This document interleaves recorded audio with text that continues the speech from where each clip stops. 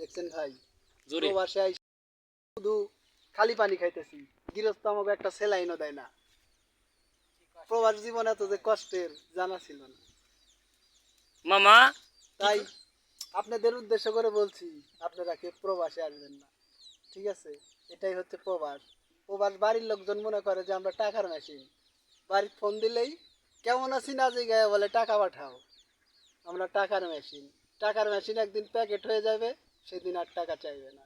তাই আমরা শুধু খালি পানি খাই। সারাদিন ডিউটি করে যখন রাতে আসি, যখন নিজে রান্না করলে খাওয়া লাগে ভাই, মনে হয় না আমার এই দুইটা হাত আর চলে।